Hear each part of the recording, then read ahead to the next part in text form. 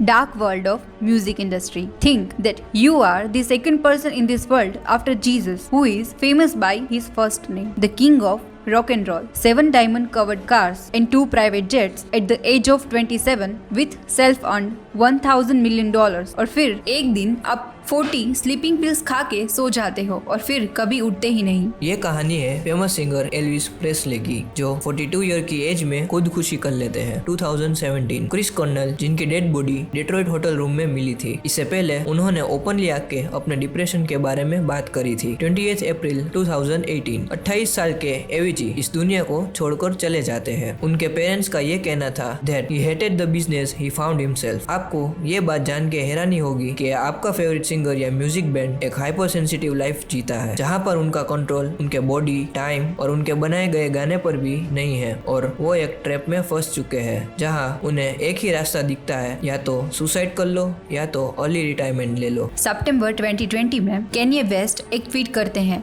जिसमें उन्होंने Grammy award को टॉयलेट में फेंका हुआ दिखाया था, और वो ये कहते हैं इन अवार्ड्स का कोई मतलब नहीं है अगर आप आर्टिस्ट को आर्टिस्ट की तरह नहीं बल्कि स्लेव की तरह ट्रीट करोगे। केन्ये रोकफेलर नाम के लेबल के साथ काम करते थे और उनके बनाए स्लेवरी कॉन्ट्रैक्ट से वो इतना परेशान हो गए। एक दिन केन्ये ने अपने सारे कॉन्ट्रैक्ट पब्लिक कर दिए और उस वक्त लोगों के सामने एक बड़ी dark side of the industry देखने को मिली। अगर हम बात करें बॉलीवुड म्यूजिक इंडस्ट्री की तो हालत इससे भी ज्यादा खराब है। अरमान मलिक बियर बाइसेप के इंटरव्यू में बोलते हैं कि हम सिंगर्स को प्लेबैक सिंगिंग करने के लिए पैसे दिए ही नहीं चाहते। अगर वो गाना फेमस हो जाए तो आप शो से कमा सकते हो, लेकिन आपको प्लेबैक सिंगिंग के लिए पैसे नहीं मिलेंगे। कई बार ऐसा होता है कि आर्टिस्ट को कॉन्सर्ट्स में परफॉर्म करने के लिए ड्रग्स लेना पड़ता है, क्योंकि वो इतने ज्यादा थके हुए होते हैं, इतने फटीग्ड होते हैं कि वो लोग परफॉर्म कर ही नहीं पाते अगर वो इन चीज का यूज ना करे तो।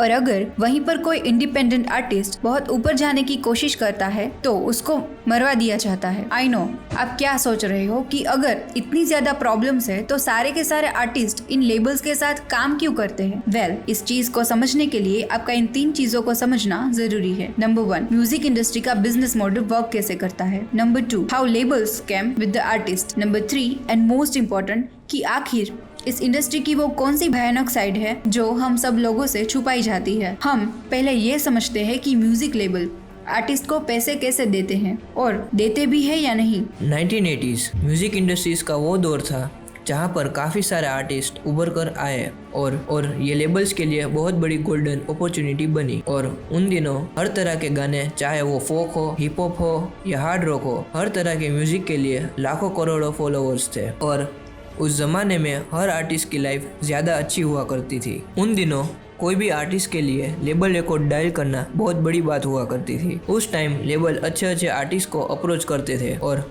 उनसे डील साइन करवा लेते थे, और उसके बाद आर्टिस्ट के किए गए सारे शोज, एल्बम्स, हर एक चीज से लेबल्स जो थे वो 85% तक का रेवेन्यू अर्न करते थे और बाकी का 15% रेवेन्यू आर्टिस्ट को देते थे। उस टाइम ऐसा इसलिए होता था क्योंकि आर्टिस्ट के लिए लाखों लोगों तक अपना म्यूजिक पहुंचाना पॉसिबल नहीं था, लेकिन ये रीच लेबल्स के पास हुआ करती थी। और उसके साथ साथ जितने भी आर्टिस्ट होते थे उनकी ड्रेसिंग से लेके शो अरेंजमेंट, उनकी पीआर, हर एक चीज लेबल्स प्रोवाइड करते थे। इसके अलावा कोई भी आर्टिस्ट ब्रांड एम्बेसडर करता है, ब्रांड एंडोर्समेंट करता है, तो उसका सारा पैसा आर्टिस्ट को रखने के लिए मिल जाता था। But the twist started coming in the story after 1999, the age of internet। 1999 में सीन पाकर ने वेबसाइट शुरू की नेपस्टर नाम से, और उस जमाने में जहाँ लोगों को म्यूजिक सुनने के लिए रेडियो का यूज करना पड़ता था, टीवी शोज देखने पड़ते थे या फिर लेबल्स परचेस करने पड़ते थे, वहीं पर नेपस्टर आने के बाद लोग म्यूजिक को फ्री में एक्सेस करने लगे। लेकिन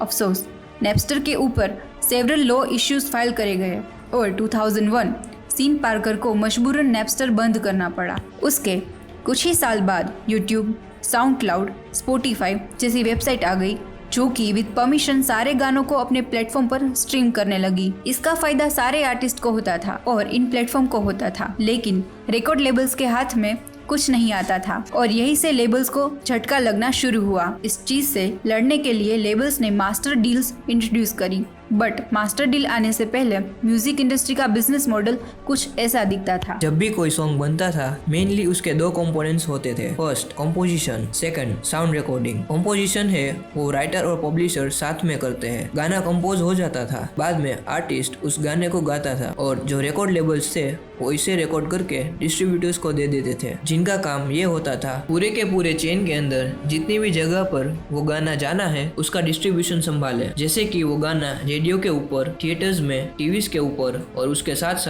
साथ साथ गाने की सीडीज बेची जाती थी। एंड फाइनली इतना भी रेवेन्यू कलेक्ट किया जाता था उसमें से डिस्ट्रीब्यूटर्स अपना कट हटाकर प्रॉफिट का 85% लेबल्स को देते थे और बाकी का 15% आर्टिस्ट, राइटर, पब्लिशर के बीच बांटा जाता था। इस चीज को इतनी स्मार्टली किया जाता है कि आर्टिस्ट को पता ही नहीं चलता। आर्टिस्ट को मास्टर डील ऐसे पिच कराई जाती है, आप एक इमर्जिंग आर्टिस्ट, हमारा ही लेबल है जो आपको मिलियनर और बिलियनर बना सकता है। आर्टिस्ट को और क्या चाहिए, बस यही देख आर्टिस्ट डील साइन कर देते हैं। It starts to get dirty. Master deal sign होने के बाद रिकॉर्ड लेबल आर्टिस्ट को कुछ इस तरीके से पे करते हैं। आर्टिस्ट एक एल्बम रिकॉर्ड करता है, उसके बाद मान लो उस एल्बम की काफी सारी सीडीज कॉपी बेची गई, जिससे 2 करोड़ रुपीस का रेवेन्यू जनरेट होता है। उसके बाद वो गाना स्पॉटिफाई और अलग स्ट्रीमिंग प्लेटफॉर्म पे चलाया गया, जहाँ से 2 करोड़ और जनरेट होता है। एंड फाइनली कुछ शो करके 1 करोड़ रेवेन्यू जनरेट करते हैं। टोटल हो जाता है 4 crore. But at the end of the day 4 crore revenue generate होने के बाद भी वो आर्टिस्ट 40 लाख रुपीस के कर्जे में आ जाता है। I'll show you how. In many master deals, according to artist said, that 85% का अमाउंट है वो लेबल्स रखेंगे और बाकी का 15% आपके हाथ में आएगा, पर ये होता नहीं है। जैसे ही एल्बम से रेवेन्यू जनरेट होना शुरू होता है उसके बाद ये लेबल्स आर्टिस्ट के कमाए गए पैसों से एक्सपेंस डिडक्ट करते हैं। 4 करोड़ के रेवेन्यू में से लेबल्स ने रिकॉर्डिंग का 20 लाख रुपीस आर्टिस्ट की जेब से काट लिया। लेबल्स प्रोमोटिव एक्टिविटीज करते हैं तो उसका 30 लाख रुपीस काट लिया। उसके बाद उसके गाने की वीडियो भी तो शूट हुई है, उसके 20 लाख रुपीस काट लिए। एंड फाइनली उस आर्टिस्ट को टूरिंग और बहुत सारी चीजें मिली है तो उसके 30 लाख और काट लिए। इन टोटल आर्टिस्ट का बिल बनता है लेबल के ऊपर वो 1 करोड़ रुपीस का होता और आर्टिस्ट ने कमाया कितने, 15% of 4 crore rupees, debt is 60 lakh. So technically artist 4 crore revenue earn करने के बाद भी 40 लाख के कर्जे में डूब जाता है। ये चीज यही खत्म नहीं होती, उस कर्जे को पूरा करने के लिए आर्टिस्ट उसी लेबल के साथ एक और एल्बम बनाता है। उस एल्बम को बनाने के बाद उस पर और कर्जा हो जाता है और यही चीज चलती रहती है। काफी सारे आर्टिस्ट हैं जिन्होंने लेबल्स के स्कैम को ओपनली आके बोला। TLC ग्रुप जो एक फेमस ग्रुप है, इतने ज्यादा नाम और इतने सारे गाने होने के बावजूद they are broken and bankrupt, जो लेके आता है हमें म्यूजिक इंडस्ट्री की उस भयानक साइड की तरफ जो मुझसे और आपसे छुपाई जाती है। हम में से कम लोगों को मालूम है कि फेमस सिंगर केन्ये वेस्ट ने अपनी लाइफ में और इंडस्ट्री में क्या क्या देखा है। एक ऐसी जर्नी जिसे उन्हें रैपर से बिलियनर बना दिया।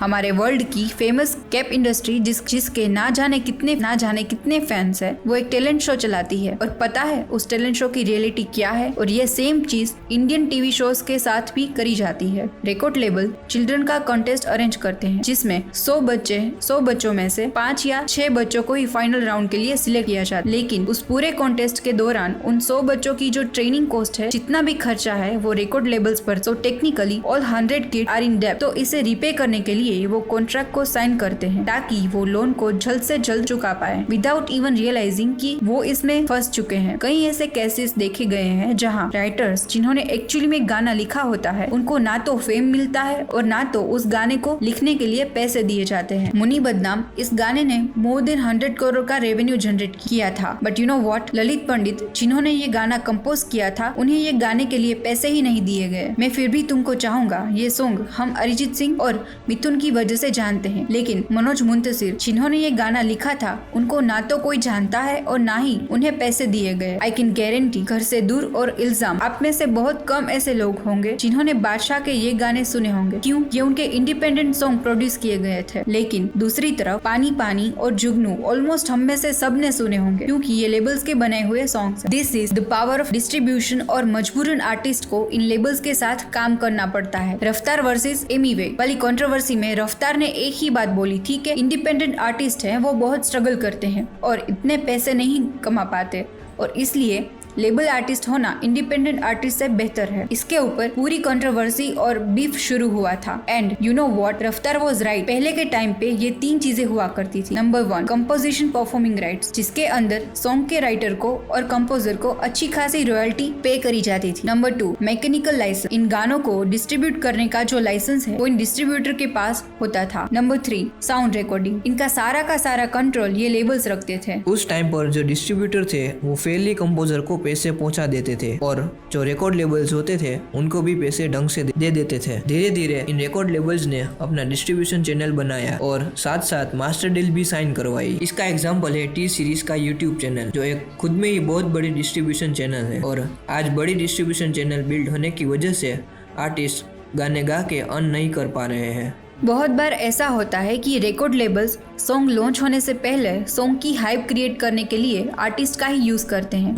सॉफ्ट स्टोरीज बनाकर, उसके बारे में रूमर्स फैलाकर या उस आर्टिस्ट को जानबूझकर किसी और आर्टिस्ट के साथ रिलेशनशिप में आने के लिए कह देंगे ताकि न्यूज़ बने, हाइप बने और गाना ज्यादा चले। सो I hope you guys like this case study. Stay tuned for the next one. अगर आपको ये वीडियो पसंद आई है तो इस वीडियो को लाइक एंड शेयर करें और आगे ऐसी ही इन्फॉर्मेटिव केस स्टडीज देखने के लिए हमारी चैनल को सब्सक्राइब करें। Press the bell icon to get all the notifications. Short videos देखने के लिए हमें इंस्टाग्राम पे फॉलो करें।